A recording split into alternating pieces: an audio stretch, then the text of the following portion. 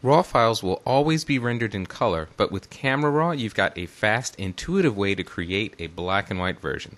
Let's see how that works. In our Chapter 11 folder, we're going to open the file BW.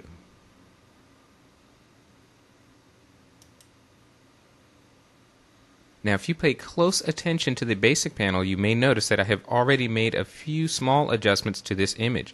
I've set a custom white balance, I've boosted exposure a little bit, and boosted my blacks.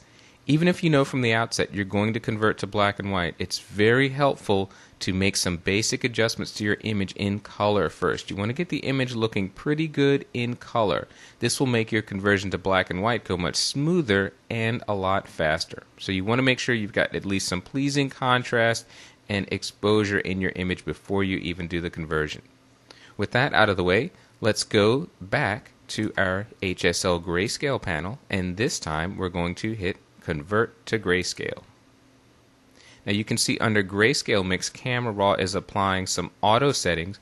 We're going to turn those off and click Default. And we'll zero everything out because we're going to start completely from scratch. Keep in mind that even though we're looking at a black and white version of this image, Camera Raw retains the underlying color information from the original file. It remembers the color of the sky, the color of the dome on the buildings, for example. So wherever we click to make an edit, Camera Raw will automatically limit those adjustments to areas of similar color in the image. As we make our edits, keep an eye on the sliders in the Grayscale Mix tab. That will show you the exact colors that Camera Raw has identified. Now let's go back up to our Tools panel and visit our old friend, the Targeted Adjustment tool. Now this works exactly the same way as it did in the previous lesson. We're simply going to click and drag over an area of the image. I'm going to start with the sky, and if I click and drag to the right, the sky will get brighter.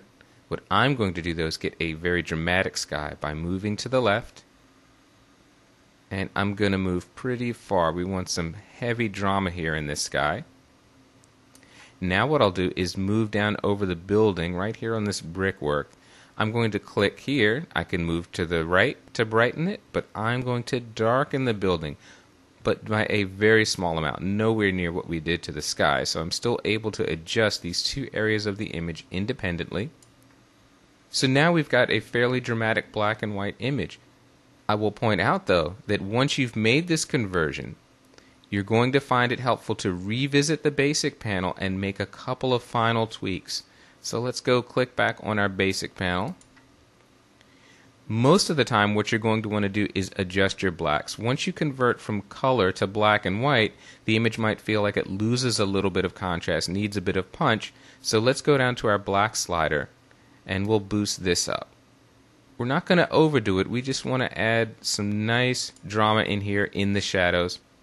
And with this image, we didn't really have a lot of distinct and separate colors. I'll toggle the preview on and off by clicking on the checkbox here. You can also press P on the keyboard. Here you can see we basically had two main color groups. We had the blue in the sky, and then we had sort of orange, reds, yellows in the building. I'll toggle this preview back on. So for an image like this, it's really a two-click solution. We darken the sky a lot, darken the building by a small amount, tweaked our blacks, and easy as pie, a rich, dramatic conversion to black and white.